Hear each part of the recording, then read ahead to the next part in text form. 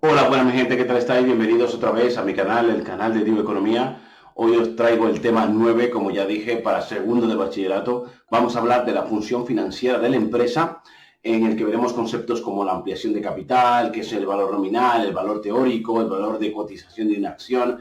También haremos ejercicios prácticos para hallar el efecto dilución, que es básicamente cuando las acciones pierden valor teórico porque se ha producido una ampliación de capital. Hablaremos de esto, de qué es una ampliación de capital y también de algo que nunca se habla o que se habla muy poco en segundo bachillerato, que es una reducción de capital que también se puede dar. Y bueno, en fin, y de qué es un activo financiero. Al final del tema hablaremos de esto, o cuál es la función básica, la función financiera de la empresa, o la función ampliada, que también la tiene. En fin, que sin más dilación, vamos al tema, venga.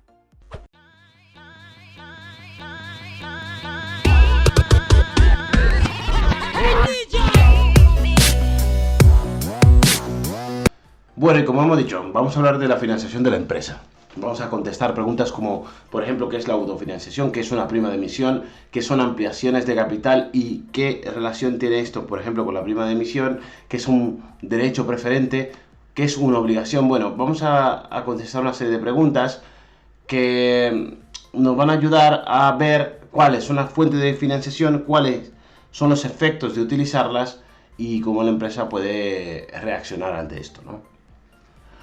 Bueno, y empecemos primeramente hablando de la función financiera de la empresa. En términos generales, o más bien de manera tradicional, podemos decir que la función financiera de la empresa es buscar fondos, obtener los fondos. Pero con el paso del tiempo, con la integración social, con la aparición de nuevos fondos o de nuevos métodos de financiación, pues la función financiera adquiere un ámbito mucho más amplio, ¿no? Por ejemplo, planificación futura. ¿Qué necesidad de capital tendrá la empresa a corto y medio plazo? La empresa ha de preguntarse esto: ¿dónde invierto este dinero que adquiero, ¿no? ¿Dónde lo invierto? ¿Cuál es la financiación más, bueno, perdón, la inversión más rentable? O cuáles son las fuentes que son adecuadas para la empresa, o cuáles son las menos costosas, por ejemplo. Y la obtención de recursos, qué nivel de endeudamiento podemos asumir como empresa. Esta sería, digamos, la función ampliada, la función, sí, ampliada del sistema o del departamento financiero, ¿no? Bien, y en segundo lugar vamos a hablar de las fuentes de financiación. Estas se pueden clasificar en varias categorías. En primer lugar, según la propiedad, pueden ser propias, es decir, que los fondos provienen de la empresa o de personas asociadas a la empresa, en este caso, aportación de capital de los socios, ¿no?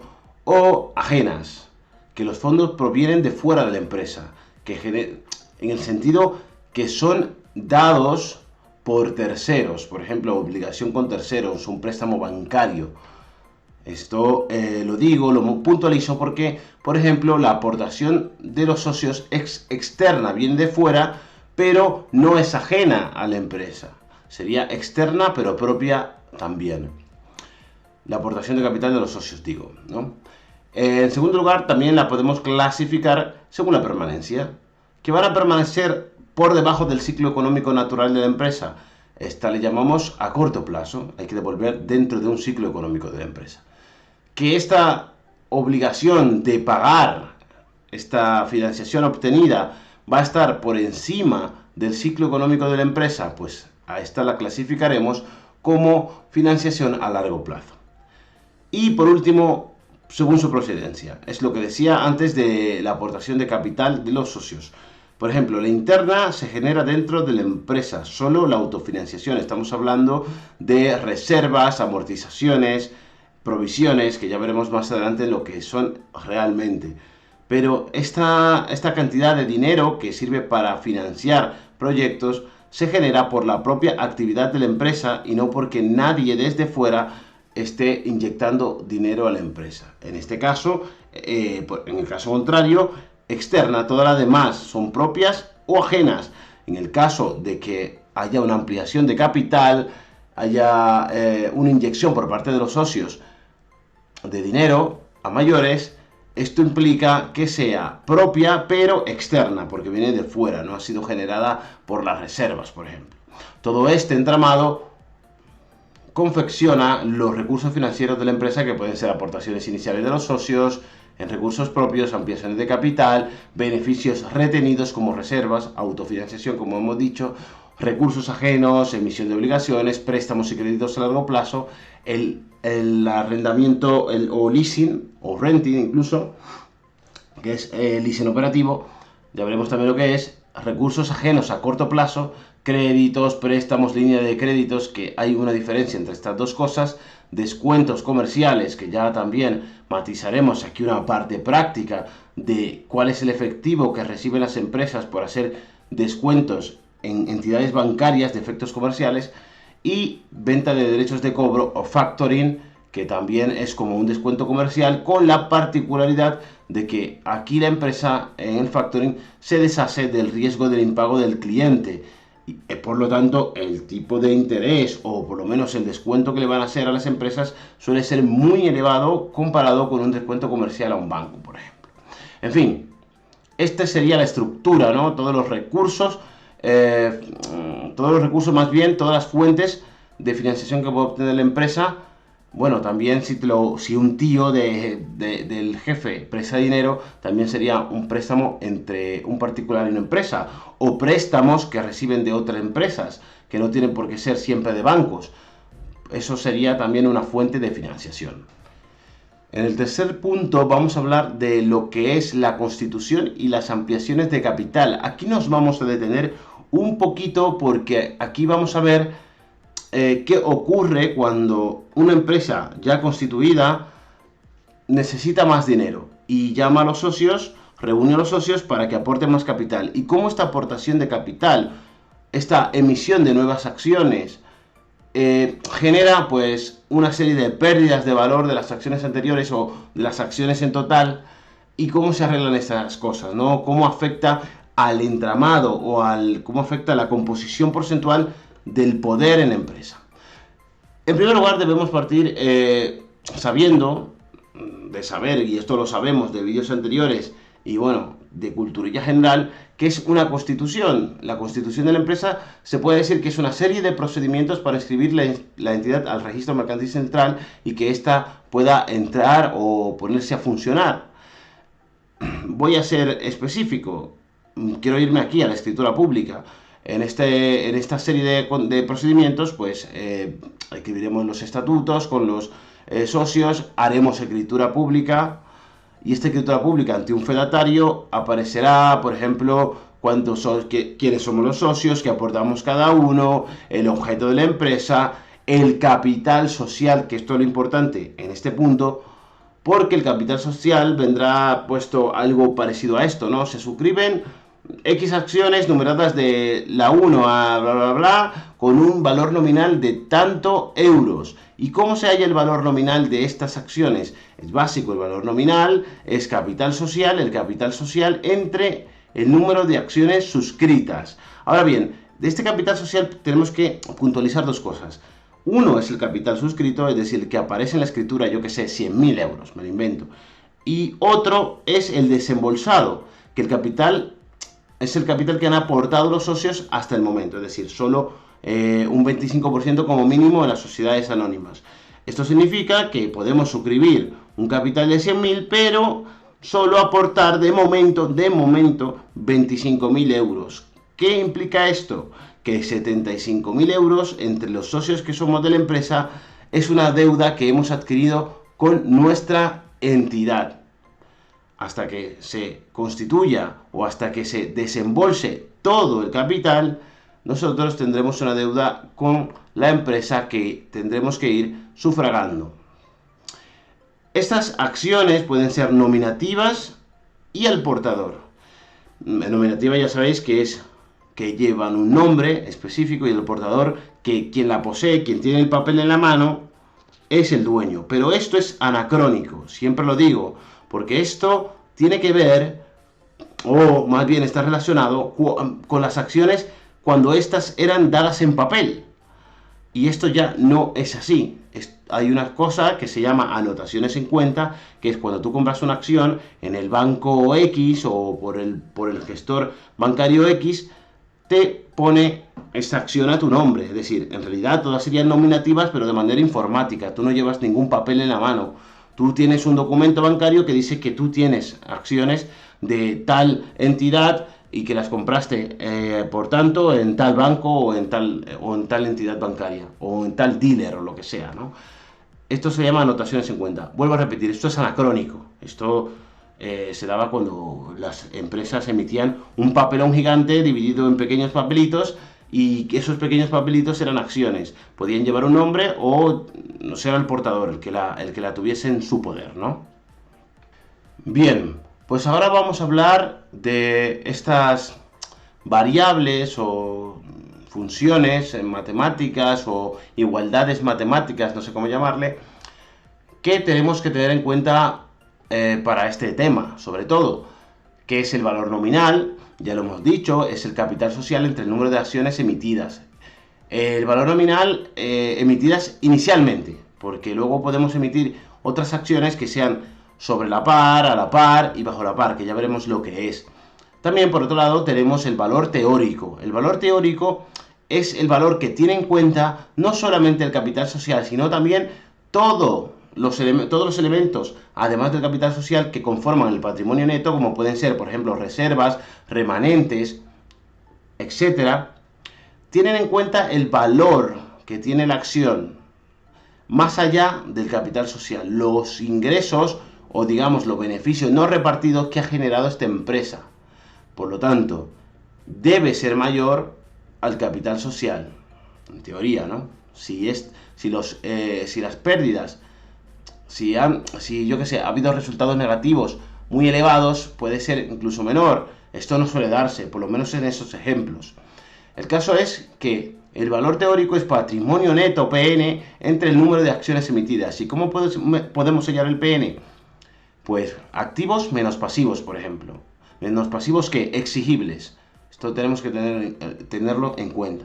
O capital social, más reservas, más remanentes, etc. Y veremos ejemplos numéricos de esto. Más. Y en tercer lugar podremos también hablar del valor de mercado. O podrían hablar de valor de mercado.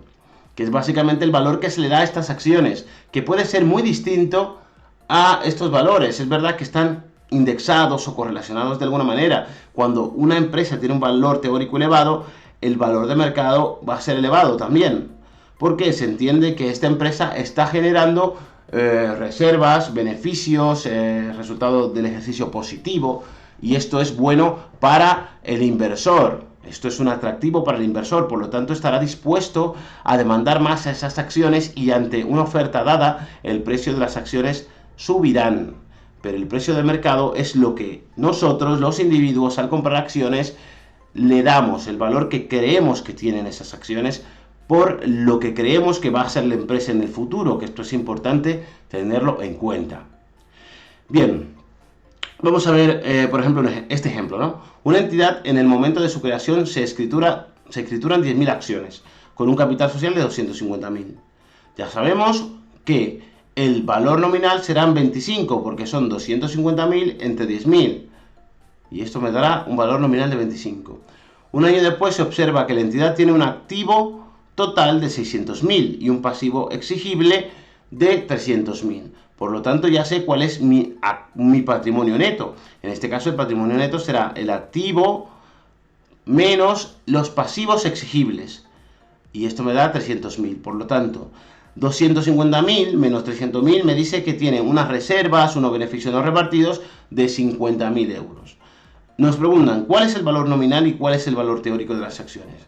Como ya hemos dicho, el valor nominal serán el capital social, los 250.000 euros, entre las 10.000 acciones. Esto me da 25 euros por acción.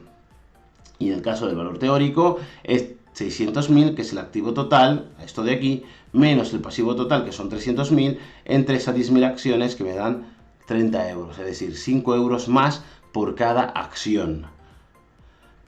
Lo que ya he dicho antes, en el caso del valor teórico podemos saber qué reservas, remanente o resultado del ejercicio ha tenido en ese momento. Sabemos que el capital social es de 250.000 y que el pasivo total ha de ser igual al activo total y por lo tanto los sobrantes serían 350.000. Si lo exigible pasivo es 300.000, no quedarían ganancias, reservas o beneficios no repartidos de 50.000. Es básicamente lo que he dicho antes. Bien. Ahora bien, ¿qué es una ampliación de capital? Dicho de forma sencilla, es emitir nuevas acciones para que el capital social de la empresa crezca y por lo tanto evidentemente el patrimonio neto. Esto se hace para adquirir más autonomía financiera, por ejemplo, para llevar a cabo proyectos grandes que necesita la empresa y que con el dinero o con el patrimonio neto que tienen disponible no es suficiente y necesitan más recursos financieros para llevar a cabo estos proyectos, por ejemplo, o para reestructurar la empresa o dimensionarla para que esta empresa encaje en un mercado en el que las empresas tienen un patrimonio neto elevado y poder hacer competencias a otras. Hay muchas razones por las que se hace esto, ¿vale? Aquí pongo, contestando esto de forma simple, podríamos decir que se produce cuando los socios aportan más dinero a la empresa para hacer crecer el patrimonio neto, bla, bla, bla, bla, bla, bla. En definitiva, lo que he dicho. La cuestión es que estas emisiones se pueden hacer sobre la par. El valor mayor de las acciones tendrán un valor mayor que las antiguas, a ver si me sale. A la par, el valor es igual que las antiguas acciones, el valor nominal, y bajo la par, el valor nominal es menor que las antiguas. Esto no se suele dar, es raro, y esto también. En estos ejemplos suelen quedarse con lo más sencillo, que es emitir a la par.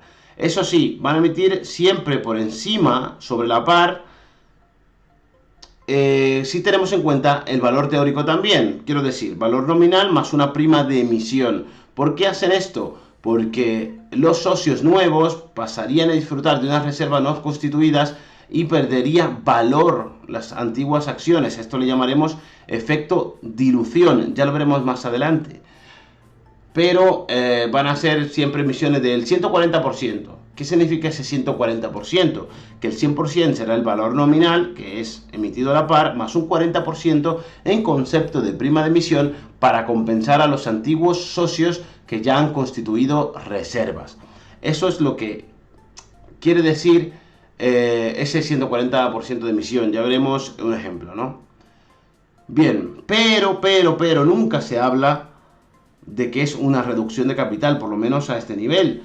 O en el libro que estoy utilizando no hablan que es una reducción de capital, que también se da. Una reducción de capital es lo contrario, amortizar acciones. Se pueden hacer de varias maneras. Amortizar acciones, es decir, dar de baja a una serie de acciones por el valor nominal que tengan para reducir el capital social y por lo tanto el patrimonio neto. ¿Por qué queremos reducir el patrimonio neto? Porque la empresa puede estar sobredimensionada, puede ser demasiado grande para los recursos que necesita explotar, o puede haber dinero ocioso que no se esté utilizando, o incluso puede ser para compensar pérdidas y la relación entre patrimonio y exigible sea adecuada, que es básicamente cuando los socios, como digo aquí, reducen el patrimonio neto. ¿Vale? Bien.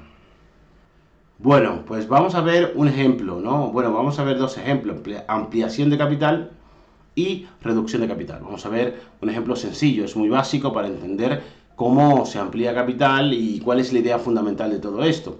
Una entidad en un momento dado tiene un capital social de 300.000 euros con 10.000 acciones emitidas, por lo tanto ya nos están diciendo que el valor nominal es de 30 euros.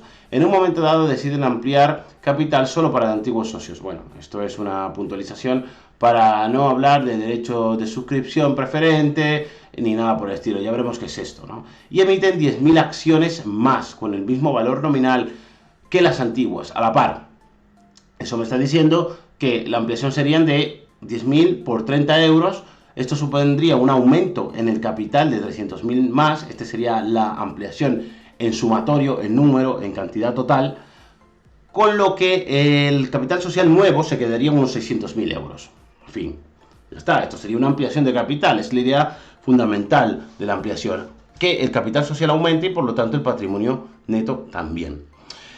Y una reducción de capital, por contra, es decir, ostras macho, nos hemos dado cuenta de que esta empresa está sobredimensionada porque hay una relación entre exigible y patrimonio descompensada, muy elevada. Y poseemos, por ejemplo, recursos ociosos. Por lo que reducimos capital, ¿no? Reducimos patrimonio neto a través del capital social. Pero en este caso me dicen, no lo van a hacer a través de una amortización. ¿Qué es hacerlo a través de una amortización? Dar de baja a un número de acciones. Imaginaos que esta empresa, en este caso, tiene 20.000 acciones. Y dicen, bueno, vamos a darle de baja a 10.000. O vamos a dar de baja a 12.000 acciones. O vamos a dar de baja a 5.000. Entonces, ¿cómo dan de baja esas 5.000 acciones? Devuelven el dinero a los socios en la proporción que tengan y solo se quedarían con 15.000 acciones a 30 euros, que eso en efecto bajaría también el capital social. Pero en este caso lo que quieren hacer es reducir el valor nominal de la acción, que no sean tan altos. ¿Y cómo hacen esto? Estas 20.000 acciones se van a quedar en la empresa, pero a un valor nominal menor. Pasará de 30 a 18. Y también me dicen que por otro lado han acumulado reservas por 50.000 euros en ese tiempo. Y en la reducción quieren aumentar las reservas hasta el 20%. Quiere decir que lo que quieren hacer estos señores es reducir el capital social y aprovechar en esa reducción, como hay dinero que van a devolver, porque hay dinero sobrante, recursos ociosos, coger y constituir un 20% de reservas sobre capital, es decir, que las reservas supongan un 20% en el capital social. Y es lo que me exige la ley. La ley dice que las reservas legales, cada vez que tiene la empresa beneficios, que ya veremos también un ejemplo, cada vez que tiene beneficios, tiene que coger un 10% de esos beneficios y meterlos al cajón de las reservas, hasta que las reservas lleguen a un 20% del capital social. Y entonces en ese momento ya la empresa no estaría obligada a constituir ese 10% de beneficios obtenidos a lo largo del ejercicio. Y el resto de dinero, me dice aquí el ejercicio, que lo devolverán a los socios. Bien, vamos a ver esto pausadamente. ¿Qué es lo que hacen los socios? Dicen, bueno, pues ahora las acciones van a valer 18 euros, su valor nominal.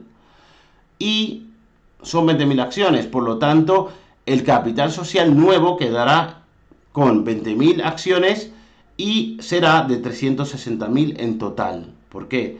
18 por 20.000 son 360.000. Por lo que exceden 240.000, que son 600.000 de patrimonio neto que tenían antes, o perdón, de capital social que tenían antes, menos 360.000.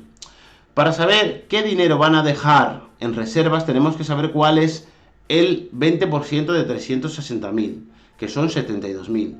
Pero como ya hay en reservas 50.000 euros, solo faltaría poner 22.000 euros. Por lo que devolverían a los socios el restante, 218.000, que son 240.000 menos esos 22.000 euros que van a dejar en reservas para que formen o que conformen el 20% de los 360.000 euros, que son 72.000. O lo que es lo mismo, devolverán 10,9 euros por cada acción. Cada socio tendrá un número de acciones. Imaginaos que es 2 socios y lo tienen al 50%, pues devolverán 10.900 euros a un socio y 10.900 euros a otro. ¿Por qué? Porque por cada acción le devolverán 10.000 euros, ¿no? 10,9 euros a cada socio. Y ya está. Bien, y ahora en el punto 4, que podríamos llamar 3.1, porque tiene que ver con lo anterior, tenemos que ver cuáles son los efectos económicos de la ampliación de capital. Como ya he venido mencionando a lo largo del vídeo, existe un efecto que se llama el efecto de ilusión, que es el efecto más claro, porque las acciones nuevas emitidas restan valor a todas las acciones. El efecto de ilusión viene a decirnos que el valor teórico de las acciones pierde, o sea, disminuye, básicamente porque las acciones nuevas no vienen constituidas con reservas que han sido constituidas a lo largo del tiempo. En el primer caso, bueno, ya veremos un caso en el que las reservas constituidas son de 40.000 euros, pero cuando se amplía el capital no se amplía esa proporción. en esa misma medida, y por lo tanto los socios nuevos disfrutan de unas reservas constituidas que no deberían disfrutar. Y la pregunta es, entonces, ¿qué hacemos? Debemos vender estas acciones al valor nominal, pero además cobrarle una parte proporcional para que cuando este socio venga, traiga consigo una cantidad de dinero que compense esa pérdida.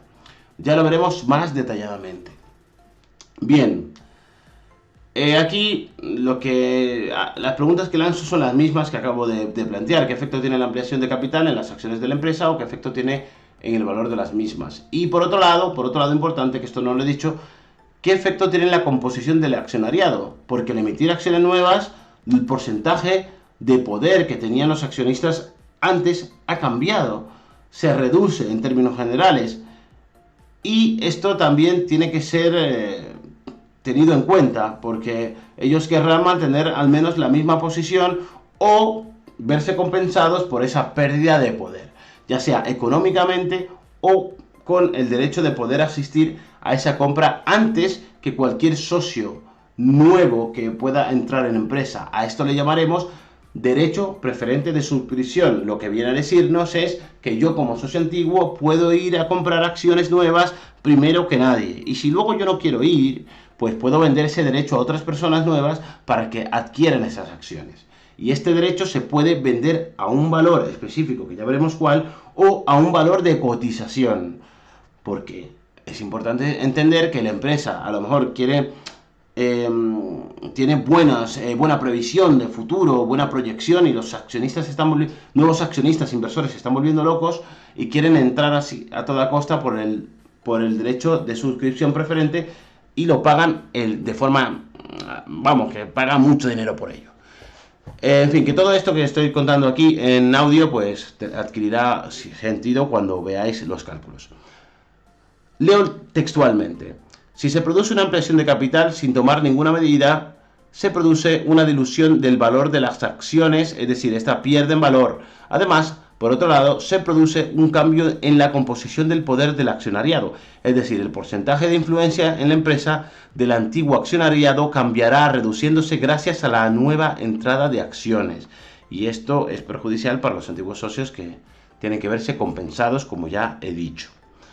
Bien, ¿Cómo resolvemos esto? Pues emitiendo estas acciones nuevas con una prima de emisión, es decir, con un dinero adicional que tienen que pagar estos nuevos socios, o estas nuevas compras, porque los antiguos socios también tendrían ese mismo problema, o enfrentarse a ese mismo escollo, para que exista una correlación, o por lo menos una proporción igual, de reservas antiguas con antiguas acciones y reservas nuevas, a lo que llamaremos prima de emisión, entre las nuevas acciones, y que esa proporción se mantenga, sea igual. Por lo tanto, para compensar este efecto de dilución, emitimos al 140%. ¿Qué significa el 140%? Imaginemos que las acciones son 25 euros cada una, pues el valor nominal será el 100%, 25, y un 40% adicional, es decir, 10 euros más, para compensar la pérdida de valor, el efecto de dilución, para que no se produzca. Y por otro lado, también, lo que ya he dicho, hablar del derecho preferente de suscripción, que se trata de dar a los antiguos socios la preferencia de ser ellos quien compren en la ampliación, o que vendan este derecho a terceros. Es decir, déjame decidir primero si voy a comprar o no, porque si yo quiero mantener mi posición de poder en la empresa, iré a comprar acciones para mantenerlas.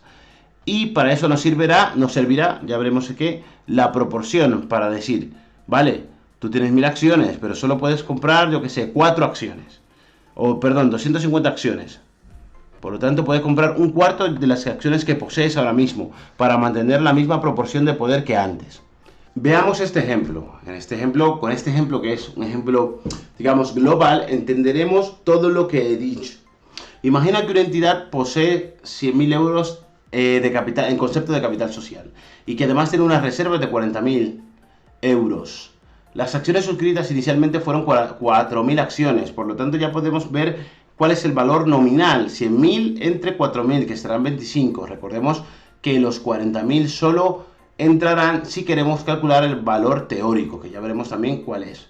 Además, esta empresa está compuesta por 4 accionistas que tienen 1000 acciones cada uno. ¿Para qué hago esto? Para que veamos cuál es la composición inicial del porcentaje o del poder del accionariado. Es decir, si son 4 accionistas que tienen 1000 acciones cada uno, cada accionista tiene un 25% de poder, porque son 1000 entre 4000, que son 25, o 0,25, un 25%. Después de un tiempo se decide realizar una ampliación de capital de 25.000 euros en 1000 acciones. Ya nos están diciendo que el valor nominal es el mismo, están emitidas a la par. Recordemos, 100.000 entre 4.000 serán 25 y 25.000 entre 1000 son 25. Sin realizar ningún tipo de medida adicional. Vamos a ver para qué. Para poder calcular cuál es el efecto de ilusión y qué tendríamos que hacer para restituir ese valor, ¿no? El valor teórico que deberían tener las acciones. Nos piden que calculemos el valor nominal, el valor teórico de las acciones antiguas, calcular la proporción. Ya he mencionado esto, sirve para saber cuántas acciones puedo comprar con mis acciones antiguas. Calcular el efecto de ilusión, es decir, la pérdida de valor que sufren las acciones por el aumento del capital social. Calcular la prima de emisión, que compensaría el efecto de ilusión, es decir, decirle a los nuevos compradores que tienen que pagar, aparte del valor nominal, un valor adicional para que el valor teórico siga siendo el mismo. Y calcular la composición porcentual del accionariado una vez hecha la ampliación y observar la diferencia, es decir, ver qué pasa con ese 25% de poder que tenían los 4 accionistas anteriores cuando entran 1000 acciones nuevas. Vale, bien, lo primero que tenemos es el valor nominal, que ya no me detengo aquí, 100.000 entre 4.000, 25. Y el valor teórico, sí, todo el patrimonio neto. ¿Y cuál es el patrimonio neto que nos presentan en este ejercicio? Pues 100.000 más 40.000, que son 140.000 entre 4.000, que son 35. Es decir, 10 euros más que el valor nominal. Bien, hay dos formas de presentar la proporción, y a mí me gusta una en particular, y ya explicaré por qué. Pero la proporción suelen ser acciones antiguas entre acciones nuevas. 4.000 antiguas entre 1.000 nuevas es una nueva por cada antigua, o un 4. Muchas veces veréis que os pondrán algo así parecido. Lo más lógico es que ponga algo así parecido para que entendáis la proporción y podáis hallar cálculos. A mí me gusta ponerla así, proporción acciones nuevas entre antiguas, para que me quede una fracción de un cuarto. Un cuarto significa una nueva por cada 4 antiguas. Tendría una relación mucho más lógica esta presentación matemática que esta de aquí. Y ya veréis por qué.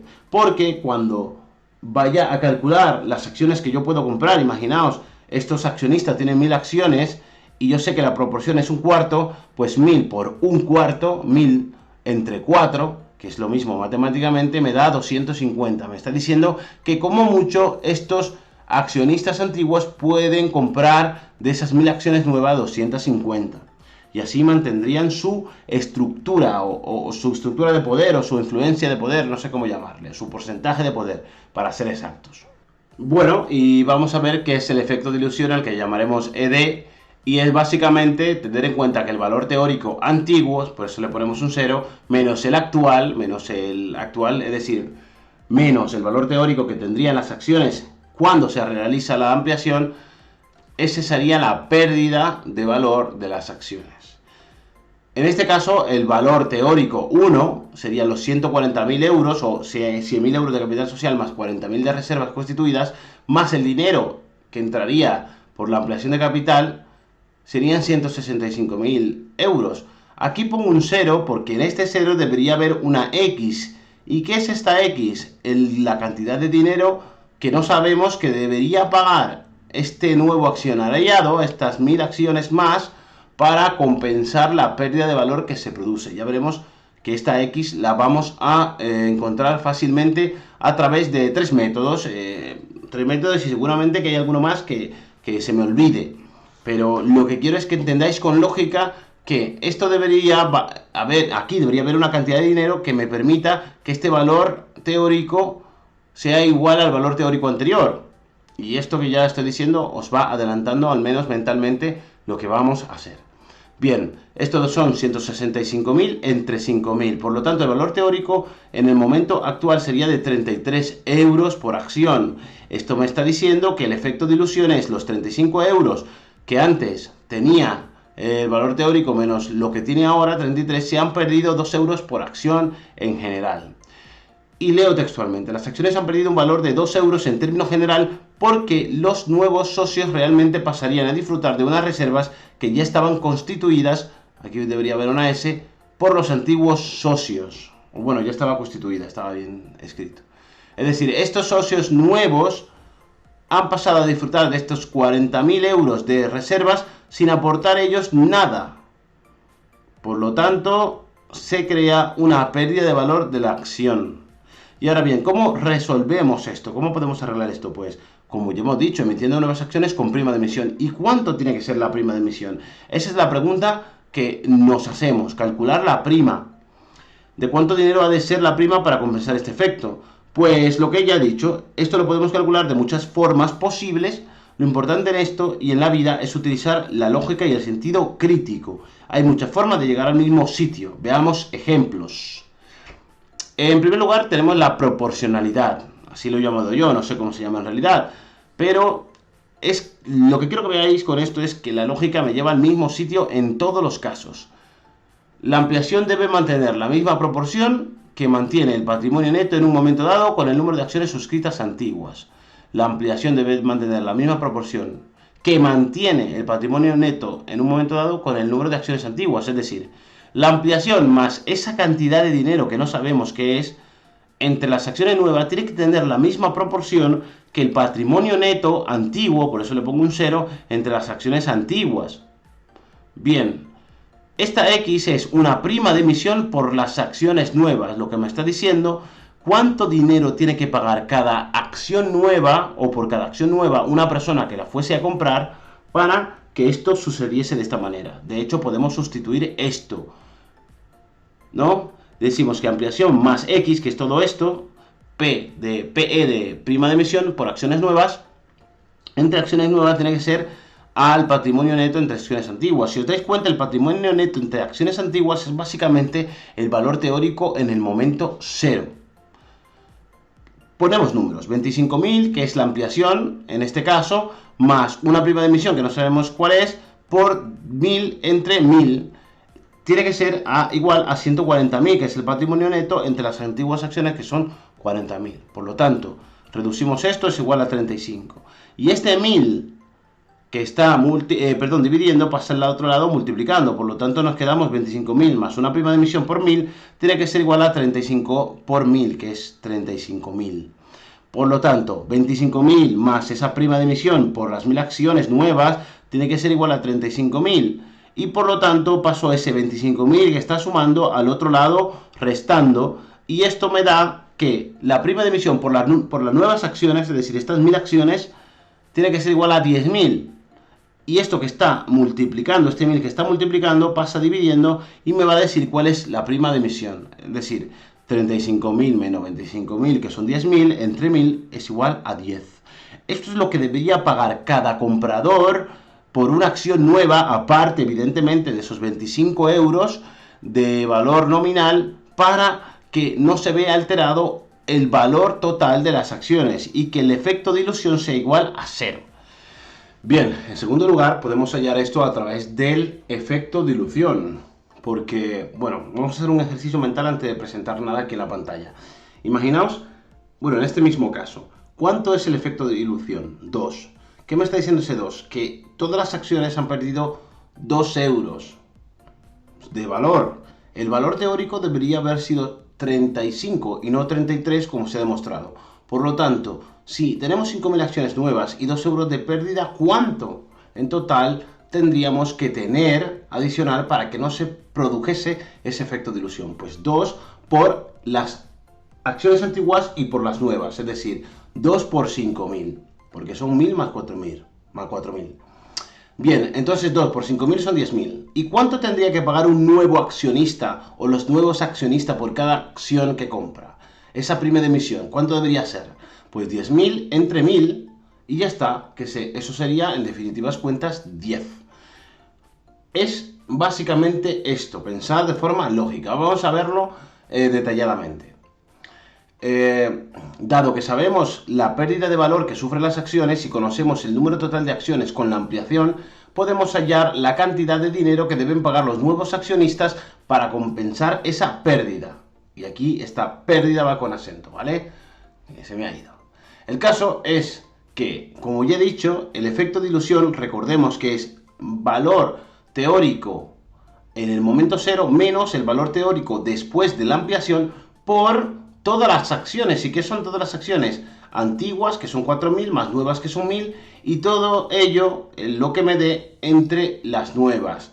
Porque así me dirá cuántos euros o qué cantidad de dinero o qué cantidad de unidades monetarias tiene que pagar cada acción nueva para compensar esa pérdida que está aquí de todas las acciones en definitiva, ¿no? Vamos a poner números. Aquí en este caso tendríamos que decir que 35 era el valor teórico antes de la ampliación menos el valor teórico después de la ampliación. Esto me daría 2 por 4.000 más 1.000, que me daría 5.000. Por lo tanto, 2 por 5.000.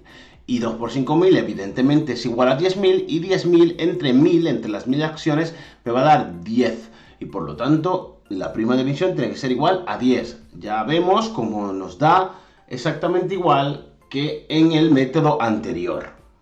Bueno, soy un poco tramposo. He dejado el método más fácil para el final. ¿Por qué he dejado el método más fácil para el final? Porque lo que yo quiero hacer realmente, mi objetivo es que vosotros utilicéis vuestra materia gris, vuestras neuronas, vuestra capacidad, digamos, de lógica o vuestra capacidad intuitiva de decir qué está pasando aquí, de qué se trata todo esto. Siempre les digo a mis alumnos que los números en economía son más que números. Es la interpretación lo que importa. Yo puedo tener un número, puedo meter en la calculadora una serie de dígitos y él me da otro dígito, la calculadora, el aparato. Lo importante es interpretar todo esto. Por lo tanto, siempre intento dilucidar de dónde venimos y cómo, con los datos complejos y con todas las variables que me pueden meter en un problema, puedo llegar a la conclusión que me están pidiendo sin necesidad de aprenderme una fórmula sencilla que me resuelva la vida, porque lo que importa realmente es que ese dato, que esa fórmula sencilla o mi propia deducción consigan, es un significado, significa algo, y en economía todo significa algo. Bien, vamos a hacerlo a través del valor teórico. Sabemos que para que no se produzca ninguna pérdida del valor teórico después de la ampliación ha de ser igual al valor teórico antes de la misma. Si sabemos que el valor nominal de las nuevas acciones emitidas en la ampliación, es decir, si sabemos las nuevas, en este caso 25, puede ser a la par, sobre la par o bajo la par, la diferencia nos dirá qué cantidad de prima de emisión deberán pagar para igualar ambos valores teóricos. Es decir, el valor teórico de hoy, una vez hecha la ampliación, tiene que ser igual al valor teórico de ayer antes de hacer la ampliación. Por lo tanto, sabemos que el valor teórico de hoy es un valor nominal, que en este caso es a la par, es igual, es decir, 25 euros, más una prima de emisión para que esta proporción se mantenga, ¿no? Para que este valor nominal más esta prima de emisión sea igual al valor teórico anterior, y así no perder que no exista el efecto de ilusión. Esto es muy fácil de ver, porque si paso a este valor nominal que está sumando al otro lado restando, tengo que la prima de emisión será igual al valor teórico en un momento dado, en el momento cero, menos el valor nominal de las acciones emitidas.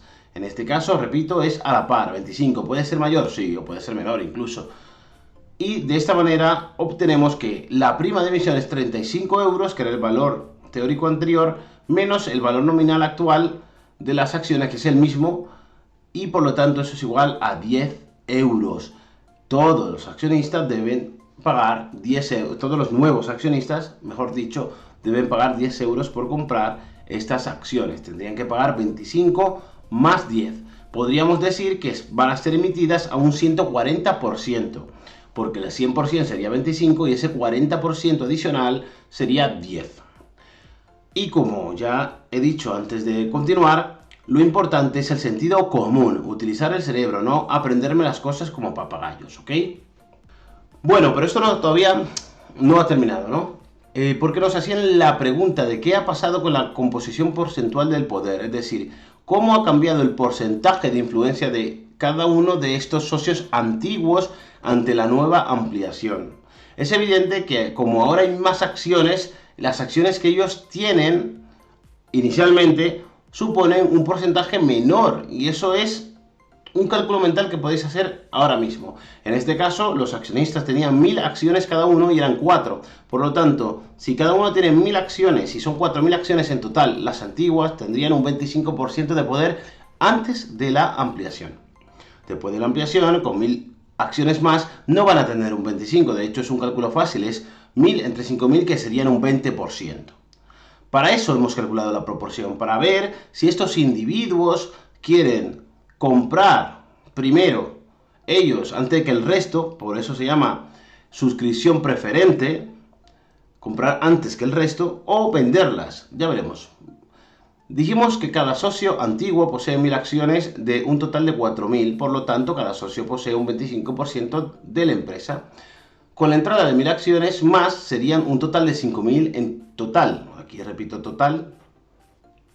Por lo tanto, pasarían estos individuos a poseer un 20%, es decir, han perdido un 5% cada uno en favor de los socios nuevos, de los socios nuevos que van a entrar a la empresa. Bien, ¿qué hacemos o qué podríamos hacer ante esta situación? No queremos perder, poder, no queremos perder influencia, queremos seguir manteniendo un 25%, pues hacer uso de nuestro derecho preferente de suscripción. ¿Qué significa derecho preferente de suscripción? No me sale esta palabra. Pues básicamente que pueden comprar antes que el resto de los mortales. En el mercado primario, que será la empresa, pueden comprar antes que otros que son de fuera, por ejemplo.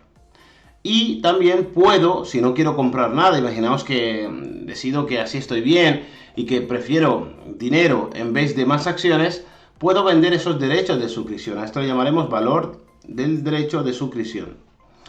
Y puedo vender esto a otras personas para que estas personas que me compren estos derechos puedan ejercer y comprar nuevas acciones, ¿vale? Así es la forma de tener nuevos accionistas más allá de los antiguos en la empresa. Veamos cómo funciona esto. Veamos un ejemplo de esto. Pues vamos a ello, al ejemplo, ¿no?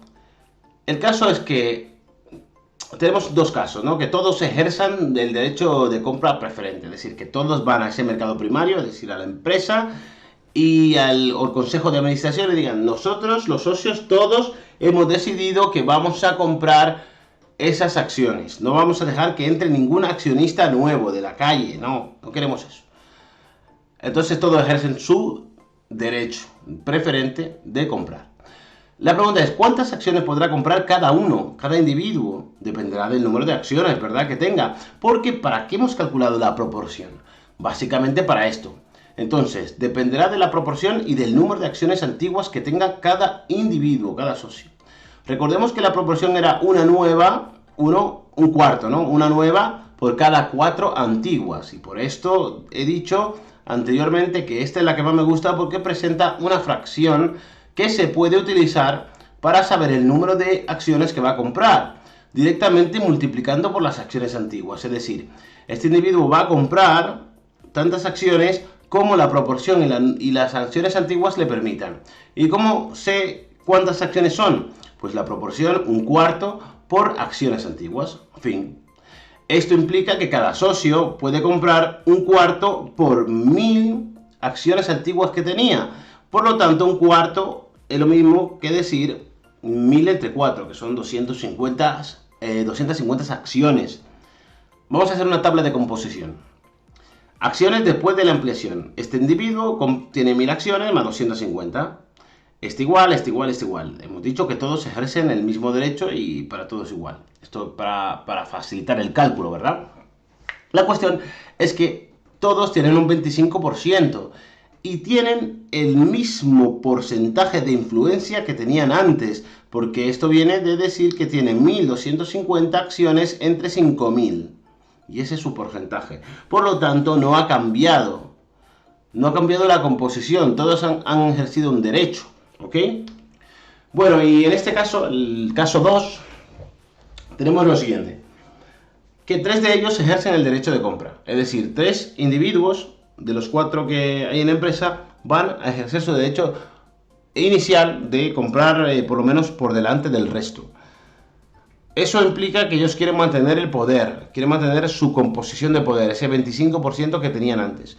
Y luego un cuarto dice, no, yo quiero vender porque no me interesa ganar más poder, de hecho no me importa perderlo, prefiero obtener una rentabilidad con la venta de estos derechos. La pregunta es, ¿cuánto vale un derecho de suscripción? Valor de derecho de suscripción, ¿cuánto vale? Pues vale por concepto el efecto de ilusión, es decir, lo que ha perdido esta empresa en cada acción. Eso es lo que tiene que pagar un nuevo accionista, al menos para ir a comprar acciones a los anteriores. Al menos este valor.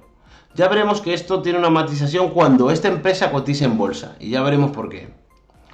Lo que se debe hacer es compensar al menos la pérdida de valor de la acción. Y esto viene definido por el efecto de ilusión. Por eso se da esto de aquí. ¿Cómo podríamos poner esto de una manera mucho más técnica? Pues así, el valor de derechos es igual a el número de acciones nuevas por la prima de emisión. Esto es la prima de emisión, valor teórico en el momento cero, cuando no se ha hecho la ampliación todavía, menos el valor nominal de esas acciones. ¿Pero qué valor nominal? El valor nominal de las nuevas acciones. Y esto lo digo porque el valor nominal puede ser a la par, como es este caso, o sobre la par, que sea mayor, o bajo la par, que sea menor. Aquí debemos poner el valor nominal de las nuevas acciones. Y todo esto entre el total de acciones, antiguas más nuevas. Numéricamente lo vemos así.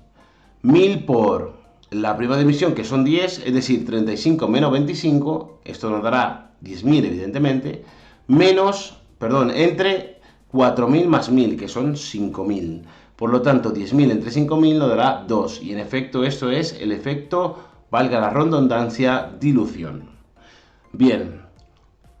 Ahora imaginad que este tercero vende todos sus derechos. Podría vender una parte, no todos. Bueno, pues él quiere vender todos sus derechos. No quiere comprar ninguna acción nueva. ¿Cuánto va a sacar con esto? Pues 1.000 derechos de suscripción, porque tiene 1.000 acciones, por 2 euros y le tienen que dar, para compensar ese derecho preferente, 2.000 euros. Ahora bien, el nuevo accionista, la persona que ha comprado todos estos derechos, dispondría de 1.000 unidades de estos derechos. ¿Por qué? Son derechos de acciones antiguas que tenía el individuo X para comprar su proporción. Según proporción, este va a poder comprar 1.000, que son los derechos, por un cuarto, que es la proporción, igual a 250 acciones. Por lo tanto, ¿cómo quedaría en este caso nuestra composición nuevamente? Pues evidentemente los 3 primeros tendrían 1.250 porque han ejercido todos los derechos, y esto les dejaría igual que estaban antes, 25% de participación en la empresa, 25 y 25, entre ellos 3 suman el 75%, mantendrían su composición de poder. Sin embargo, el cuarto, que no ha hecho nada, que no ha comprado acciones, tiene solo un 20%, que serían 1.000 entre 5.000. Y ese 5% que ha perdido, lo ha perdido en favor de un nuevo accionista que ha comprado 250 acciones, pero en su contra ha ganado 2.000 euros. Ha preferido perder este 5% por ganar 2.000 euros. Entre todos, tiene que haber un 100%. Entre todos, evidentemente, hay 5.000 acciones que suponen la ampliación, pero este individuo ha ganado 2.000 euros porque ese es el precio de este valor de este derecho de suscripción. Ahora bien, la pregunta es esta. Si esta empresa cotizara en bolsa, ¿cuál sería el valor de derecho de suscripción? Este no. Si esta empresa cotizara en bolsa, dependería del valor que se esté cotizando por ese derecho. Si hay mucha intención, si alguien quiere entrar en esa empresa a toda costa, si hay una perspectiva positiva de esta empresa, si hay, si esta empresa va a encontrar la nueva mina de oro, pues este derecho de suscripción se pagará caro y estará por encima de estos 2 euros. Evidentemente, dependerá de la oferta y la demanda en un momento dado. Y esto es lo que quería puntualizar. Importante esto, ¿ok? Bien, vamos a hablar entonces del tema, o el punto más bien 5, la financiación interna o autofinanciación. ¿Qué significa esto? Que la financiación de esta empresa viene desde dentro, por la actividad que ésta lleva a cabo. Por ejemplo, los beneficios no repartidos, o las amortizaciones, o las provisiones, etc. Es decir, es dinero que, aunque sea propio, no lo ha puesto un socio desde fuera, como podría ser una ampliación de capital. Recordemos que la ampliación de capital es una financiación propia, pero que viene desde fuera, no se ha generado por reservas, por ejemplo, no se ha generado a lo largo de los años con la amortización acumulada. Vamos a ver qué dos tipos tenemos. En primer lugar, tenemos la financiación de enriquecimiento, que no sale la palabra. Y en este caso son aquellos beneficios que los socios renuncian a repartirse en beneficio de la empresa para que el patrimonio neto crezca. Por ejemplo, las reservas. Como culturilla general, la reserva tiene un efecto multiplicador porque tenemos lo que se llama el apalancamiento financiero, que es nosotros pidiendo dinero para llevar a cabo inversiones. Cuando esta reserva crece, o por lo menos se producen beneficios y parte de ese beneficio se va a las reservas, se produce lo que se llama un crecimiento más que proporcional o el efecto multiplicador de las reservas. Pero vamos, que esto es culturilla general. Bueno, no es culturilla general, pero es un dato que ahí lo tenéis en vuestra cabeza y en algún momento lo veréis y os acordaréis de esto. ¿Qué tipo de reservas tenemos? ¿Qué tipo de, digamos, financiación de enriquecimiento tenemos? Pues las reservas legales, en primer lugar, son establecidas por la ley y dice la ley que debemos nosotros, cuando obtenemos beneficios, guardar un 10% hasta que esta reserva, este monto de dinero, suponga un 20% del capital social. Imaginaos que tenemos un capital social de 100.000 euros y nuestro 20% sería unas reservas de 20.000. Cuando llegamos a 20.000, pues podemos repartir beneficios o no constituir reservas. Eso nunca suele pasar porque también aparte tenemos, por ejemplo, las reservas estatutarias que son establecidas en el estatuto a la hora de crear la entidad. Es decir, estas las acordamos nosotros, los socios, ¿no? Cuando montamos la empresa, cuando vamos al fedatario, al notario, le decimos, oye, queremos apuntar o anotamos nosotros mismos que queremos, aparte del 10% que nos obliga la ley, poner un 5% o más. Por lo tanto, siempre que se produzca beneficio, meteremos un 5% de reserva para el crecimiento de la empresa y para llevar proyectos a cabo de grande envergadura o por lo menos para que el patrimonio neto sea más grande y la empresa, por lo tanto, también. También tenemos, por otro lado, las reservas voluntarias. Son las establecidas libremente en la Junta de Socios. Decimos, bueno, pues este año hemos tenido bastantes beneficios, creemos que aparte de lo que ya ponemos por ley y en los estatutos, vamos a meter otro 5% en las reservas para que aún sea mayor el patrimonio neto. Y por último, hay otros sobrantes de dinero que están por ahí que se llaman remanentes. Aquí es como un cajón desastre, metemos muchas cosas, mucho dinero, muchas cantidades de dinero que sobran por muchos otros motivos, ¿vale? Luego, por otro lado, tenemos la financiación interna de mantenimiento. En este caso, como su nombre indica, lo que intenta es mantener la capacidad productiva de la empresa. Por lo tanto, nosotros tenemos como socios, o más que como socios, como directores o gestores de la empresa, tenemos que tener en cuenta que la empresa ha de mantenerse. Y los socios estarán contentos con nuestra gestión porque nuestra capacidad productiva como empresa se ha mantenido a lo largo del tiempo. ¿Para qué quiero saber yo todo esto? Básicamente porque yo tengo que ir guardando una cantidad de dinero porque mis máquinas, por ejemplo, se dañan, las máquinas de la empresa, y hay que restituirlas o sustituirlas por otras. A eso se refiere esto, ¿no? Se tiene en cuenta como un gasto, aunque es un ahorro realmente. Los ahorros se tienen en cuenta en la contabilidad como gasto porque no sale dinero realmente de la empresa, pero se supone que ese dinero no se debe contar con él para ninguna otra cosa, para repartir beneficios, por ejemplo. Por lo tanto, tenemos financiación interna de mantenimiento que lo que intenta es mantener intacta la capacidad productiva, y tenemos por un lado las amortizaciones, que es una pérdida sistemática, inevitable, del valor de las máquinas, del inmovilizado, por el paso del tiempo, por la obsolescencia, por ejemplo, porque se van deteriorando poco a poco.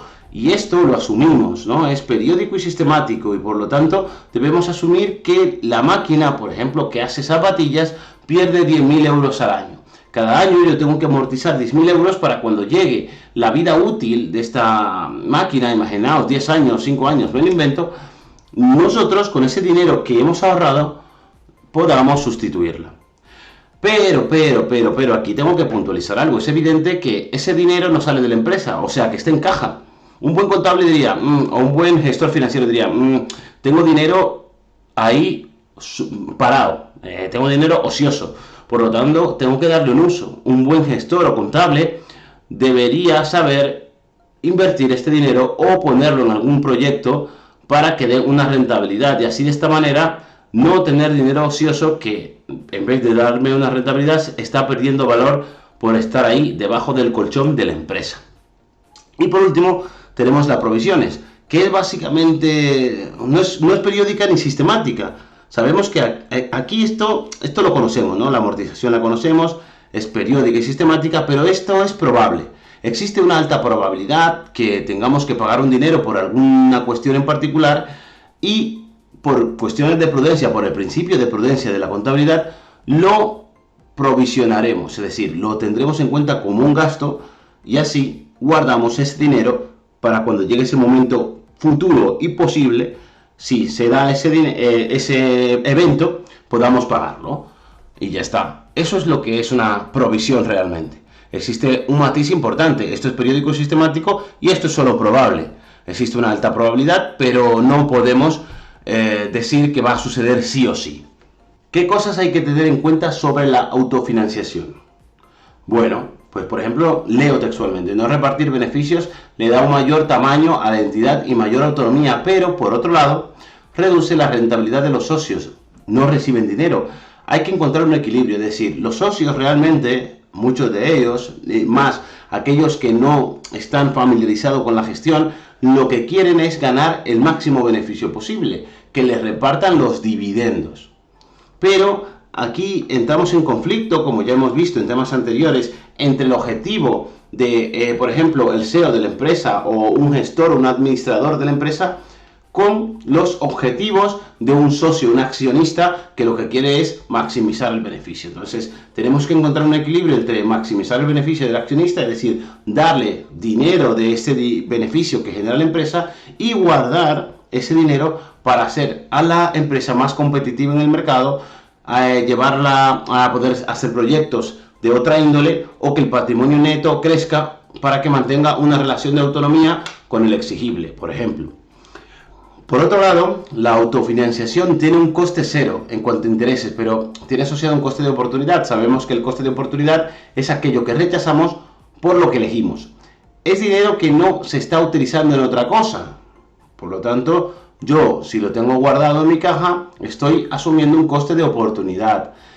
Por lo tanto, y vuelvo a repetir lo anterior, el gestor financiero, el contable, debería decir a los jefes: mira, tengo aquí dinero ocioso que podríamos estar poniéndolo en una imposición a plazo fijo que nos dé un 1,5% de rentabilidad hasta que llegue el día en el que haya que comprar la máquina, puesto que faltan 4 años o 5 años para deshacernos de esta máquina, y por lo tanto este dinero que estamos amortizando y que estamos guardando en caja lo podemos reinvertir en otra cosa con un interés bastante aceptable.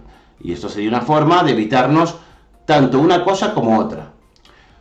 Y sigo, por lo que un buen contable, bueno, si ya lo he dicho, un buen contable, un jefe financiero debe saber que aunque esto suponga una anotación como un coste, no es salida real de dinero. Recordemos que la contabilidad en muchos casos va por un lado, y la contabilidad de saldos, es decir, la salida real de dinero, va por otro. Y habría que darle un uso rentable hasta que llegue el momento de utilizarlo, evitar sobre todo recursos ociosos.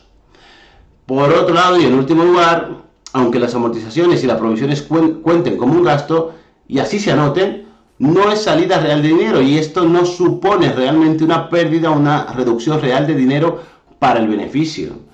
Y aquí es donde viene el kit de la cuestión. Hacienda controla lo que se anota como amortización porque realmente no es un aumento real de gastos.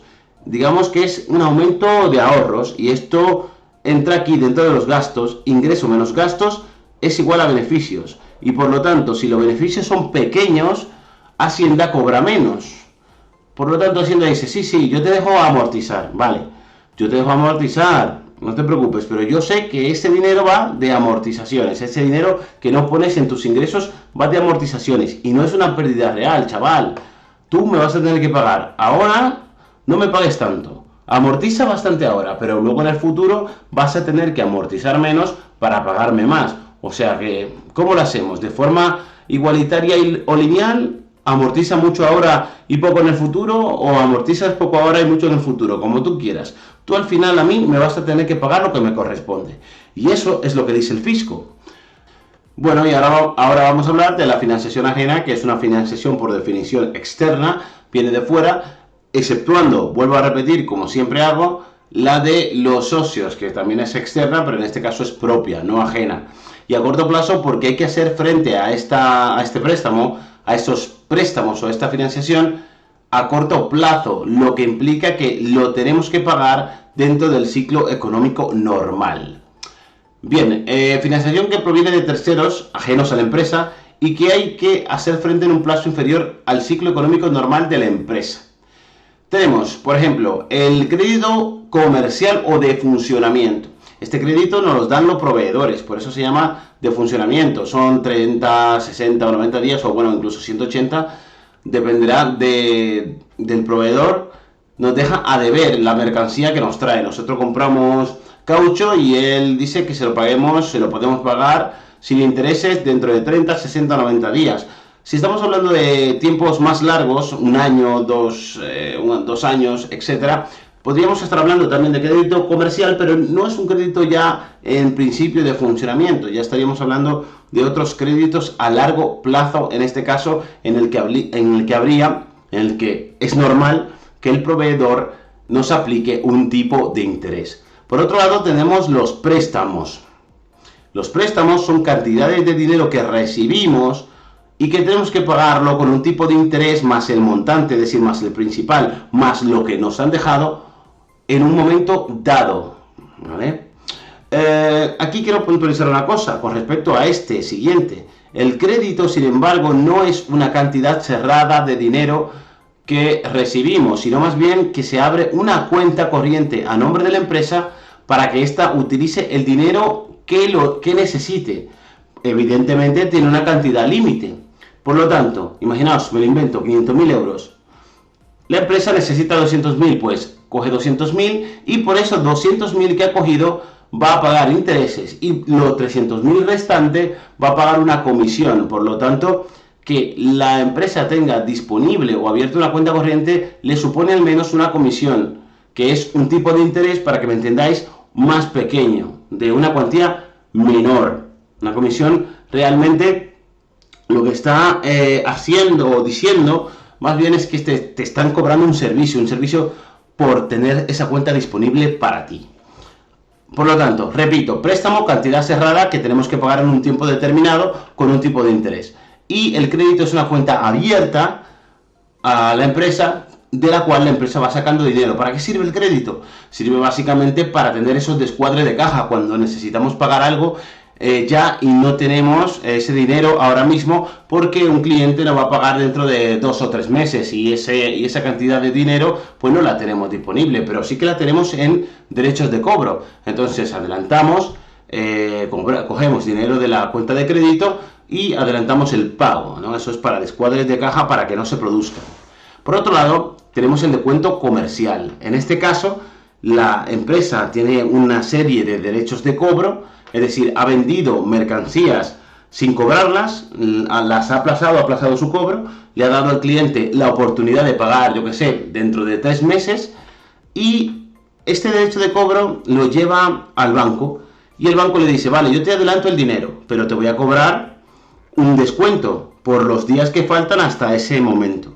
Es decir, te voy a aplicar un tipo de interés por los días que faltan, porque yo te estoy dando dinero hoy que me lo van a pagar en el futuro. Además, estoy asumiendo un riesgo de impago, de que tú no me lo pagues o que no te lo pague a ti el cliente. Y esto supone un tipo de interés. Ya veremos cómo se calcula esto. Pero bueno, espero que lo entendáis. Y por otro lado está el factoring, que es un descuento comercial. El factoring es un descuento comercial, pero tiene una particularidad interesante para la empresa. A ver, recapitulo. El descuento comercial ya saben lo que es. Yo, que tengo mi empresa, tengo un papel que dice que Juan me debe 300.000 euros, lo llevo al banco y el banco dice, vale, te voy a dar 257.000 porque te voy a cobrar un descuento comercial, que ya veremos cómo se calcula, me lo estoy inventando, por los días que faltan hasta el día de cobro de esos 300.000 y por el riesgo que asumo. Pero si llegado el día Juan no me paga, el banco dice, mira, Juan no te ha pagado, aquí tienes tu derecho de cobro, me lo vas a tener que pagar esos 300.000 euros a mí, pero además me vas a pagar una gestión por todas las costas de toda esta gestión de cobro, ¿no? Y tú sigues asumiendo el coste de que Juan no te pague, el riesgo de que Juan no te pague. Pero el factoring es distinto. Yo voy a una empresa que se dedica a comprar derechos de cobro. Yo tengo esos 300.000 euros. Juan me debe 300.000 euros de aquí a 3 meses. Yo voy a una empresa de factoring y les vendo el derecho de cobro. Ellos me dan 250.000. En este caso, y es la puntualización que quiero hacer, el descuento comercial que le hacen esta empresa a otras empresas es mucho mayor que el descuento comercial que nos harían aquí. ¿Por qué? Porque es evidente que esta empresa está asumiendo todo el riesgo del impago. Porque lo que tú estás vendiendo es el derecho de cobro 100%. Si Juan no paga de aquí a 3 meses, es evidente que la empresa va a perder ese dinero, porque a ti ya te ha pagado 250.000. Estas empresas están especializadas en cobrar este tipo de derechos, por lo tanto, ellos tienen un riesgo aceptable, aceptan el riesgo que pueden en probabilidad cobrar, los derechos que pueden en probabilidad cobrar, ¿no? Y eso es lo que sería un factoring. Bien, ¿cómo se calcula el efectivo? Es decir, el dinero que va a recibir la empresa por ese derecho de cobro. Llevas un derecho de cobro y el banco te dice, te voy a aplicar este tipo de interés, falta este tiempo y estas comisiones. Por lo tanto, te voy a dar X dinero menos una cantidad que me voy a quedar yo, ¿ok? Eso es lo que dice el banco. Pues fácil, para eso tenemos que tener en cuenta ciertas cosas, que E sería en este caso efectivo que va a recibir la empresa, la N sería el nominal que va a pagar el cliente el día del vencimiento del cobro. Es decir, imaginaos que esto es una letra de cobro, un documento que pone Juan va a pagar 100.000 euros de aquí a 3 meses. Esos 100.000 euros que aparecen en el documento sería el nominal. Luego tenemos el DC, que es el descuento comercial, lo que el banco va a cobrar por el riesgo asumido y los días que faltan hasta el día de cobro.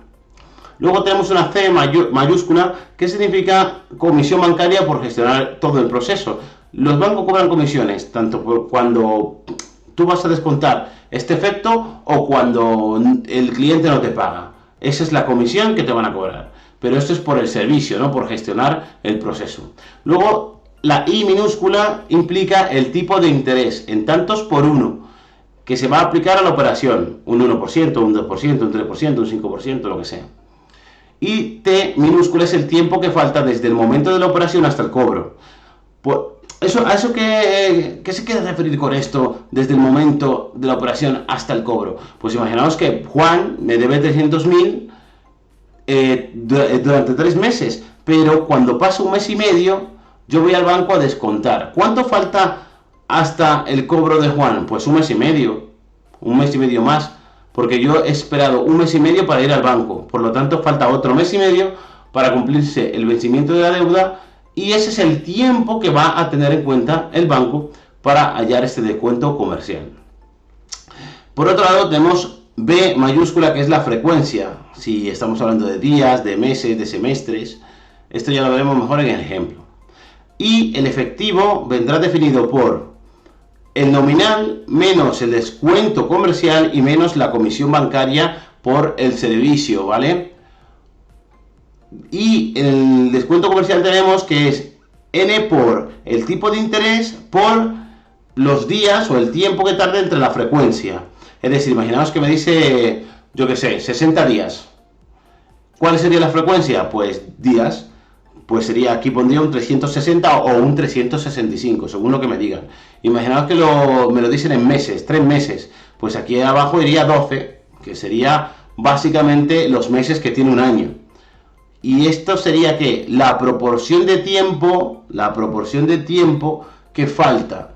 Por eso estamos multiplicando el tipo de interés por la proporción de tiempo que tenemos. En este caso, imaginamos medio año, 6 meses. 6 entre 2 es 0,5 y el tipo de interés es 5, pues el tipo de interés realmente se convertiría en un 2,5 porque solo faltaría medio año para el cobro de este nominal. Y así se hace el descuento. Y por último, si yo incluyo esto aquí dentro, tendría que E es igual a nominal menos el nominal por todo esto. O lo que es lo mismo, saco factor común nominal. Pues tengo que el efectivo es igual a N, el nominal de la letra, por ejemplo, del derecho de cobro, entre 1 menos.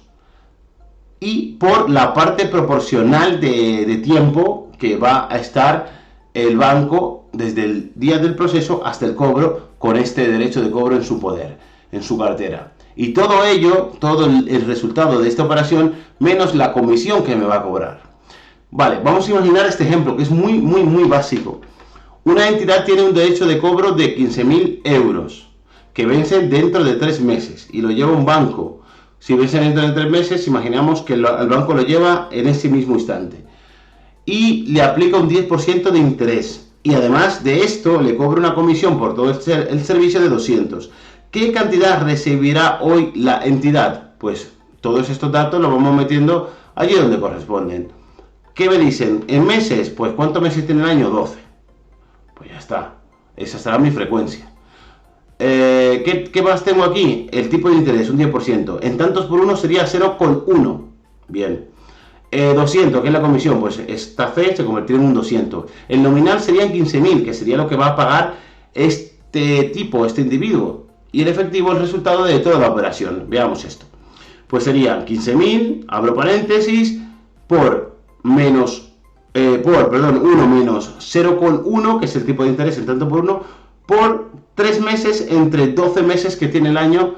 Es decir, esto sería un 25, ¿no? Un 25%, sí, de esto. Menos todo ello, los 200 euros, por lo tanto, la empresa va a recibir menos dinero, fijaos, 15.000, y recibiría 14.425. Todo ello por el riesgo que asume, por el tiempo que va a estar disponible o que va a disponer de este dinero la empresa, menos 200 euros, que es la comisión que le cobra el banco a esta empresa, ¿no? Bueno, ya estamos terminando. El punto 7 nos habla de la financiación, en este caso ajena, a medio y largo plazo. No se suele ver financiación ajena a medio plazo realmente. Estos suelen ser como préstamos prepréstamos, ¿no? O préstamos encadenados que sirven básicamente para ver cuál es la solvencia del prestamista sin arriesgarse demasiado. Pues no, en este caso, perdón, del prestatario, sin arriesgarse demasiado el prestamista, es decir, la persona que presta, para así formalizar luego un préstamo mucho más grande a largo plazo, ¿no? Por lo tanto, la figura de la financiación a medio no es una cosa que se suele utilizar mucho, y menos a este nivel de segundo bachillerato. Por lo tanto, a efectos finales, nosotros vamos a decir que la financiación ajena, que no es a corto, es a largo plazo. Bien, financiación que proviene de terceros ajenos a la empresa y hay que hacer frente en un plazo inferior no, al ciclo económico. Aquí me falta poner realmente superior, un plazo superior. De hecho, lo voy a poner ahora mismo en la presentación. En este caso sería superior. Es que he copiado y pegado lo anterior y ya está, ¿ok? ¿No? Bien, ahora sí. Financiación que proviene de terceros ajenos a la empresa y que hay que hacer frente en un plazo superior al ciclo económico normal. Y siempre pongo el ciclo económico normal porque puede ser un año, 2, dependerá de la actividad de la empresa. En términos generales, y en el 99% de los casos, es un año para nosotros. Bien, mira, aquí lo tengo que cambiar todo esto, pero recordad que esto no es inferior, sino más bien superior, y ya está. Tenemos el crédito comercial, que hemos dicho antes, que es el préstamo comercial, puede ser a largo plazo, aunque esto es totalmente inusual, pero puede darse el caso. Los préstamos, que en vez de pagarlos dentro de 6 meses, lo pagaré dentro de 2 años. Ya está, es la consideración. Luego, el crédito para inmovilizado. En este caso, podemos hacer dos cosas. Imaginaos que necesitamos comprarnos, yo que sé, un local o un almacén, un vehículo, una furgoneta, ¿no? Podemos hacer dos cosas: ir al banco, que nos preste el dinero para comprarnos la furgoneta, pagarle los intereses al banco y ir pagándole mensualidades, o más bien ir pagándole, yo que sé, dentro de 2 años el préstamo total, ¿no? Podemos hacer eso, o podemos ir al que fabrica la furgoneta y pedirle la financiación directamente a estas personas.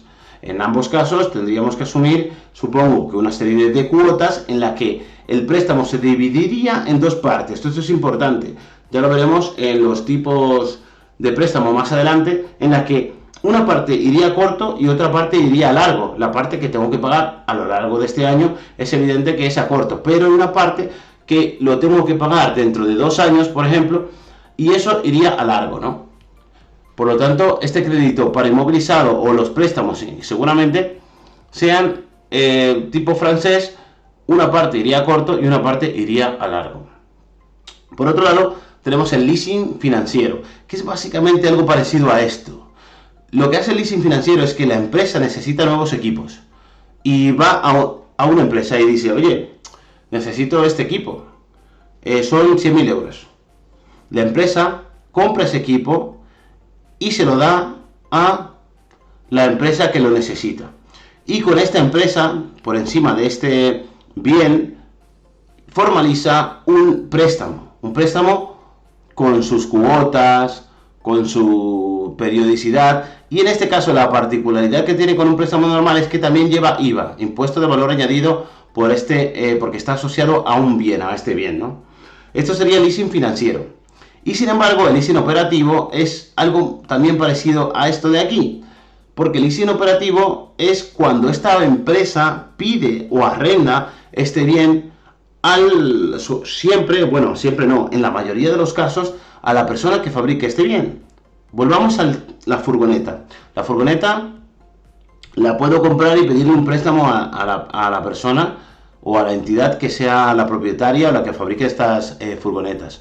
O le puedo decir que hagamos un leasing operativo, lo que es un renting, que es básicamente un alquiler, un arrendamiento, que me vaya alquilando esta furgoneta mes a mes y yo mes a mes le pago una cuota.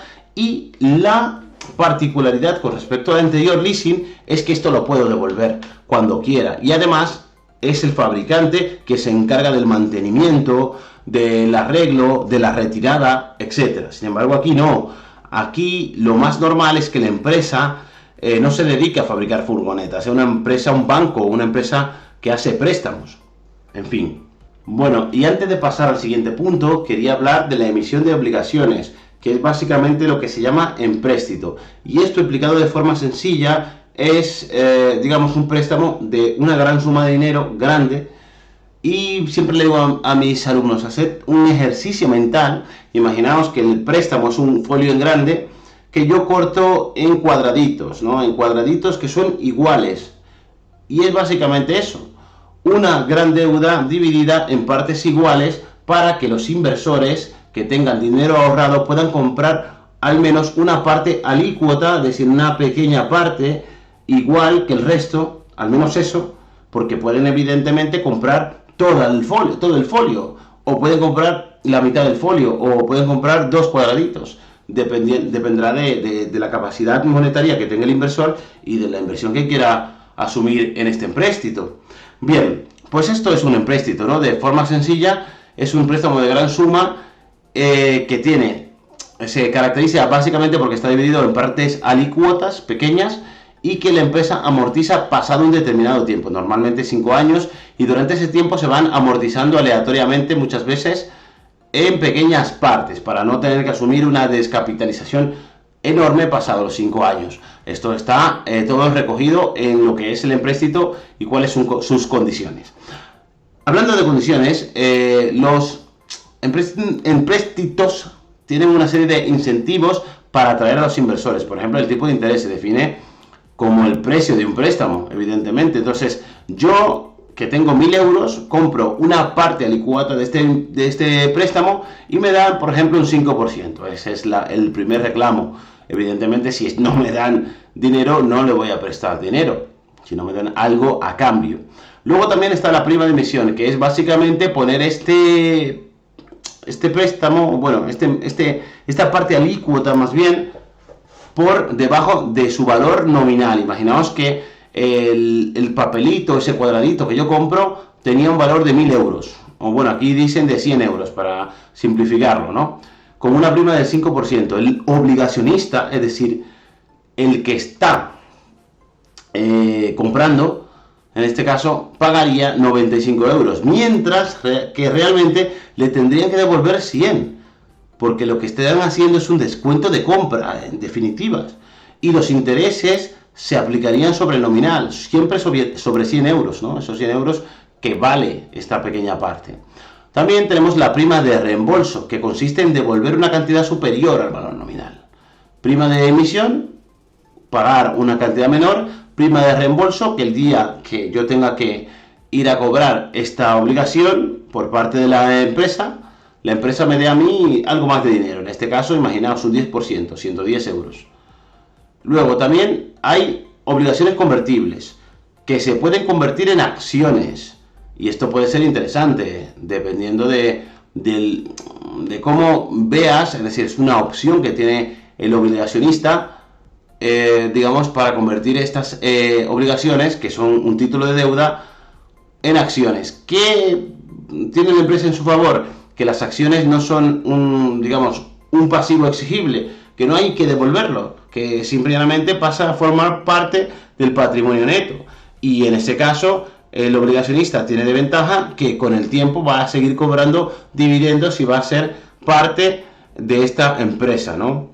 También están las obligaciones participativas, que tienen una ligera diferencia con respecto a la anterior. En este caso no se convierten en socios, pero sí que además del interés que van cobrando estas personas por ello, también tienen un beneficio, es decir, el beneficio que genera la empresa es repartido entre estas obligaciones.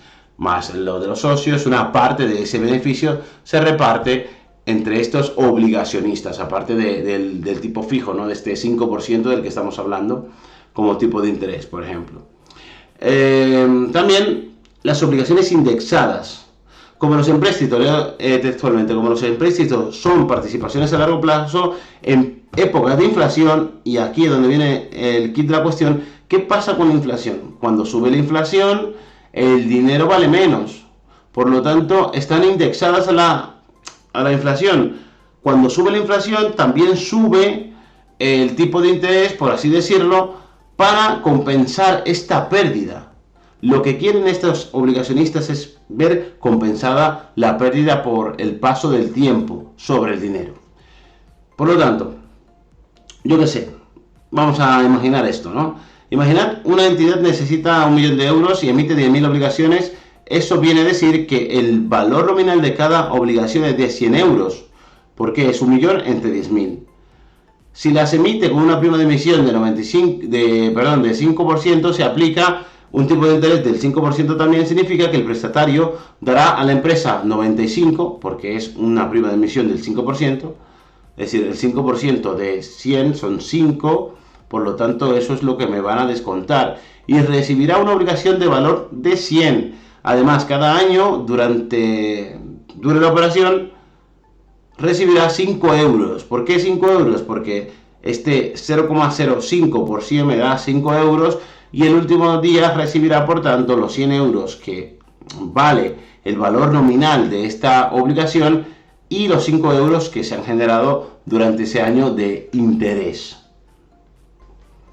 Bueno, y por último, el entorno financiero de la empresa, el punto 8. ¿Qué es el entorno financiero de la empresa? Es básicamente todos los agentes, intermediarios, lugares, sistemas que tiene la empresa alrededor y que le permiten encontrar financiación, o por lo menos invertir. También vamos a buscar el sentido amplio, ¿no? Invertir o buscar financiación. Voy a leer.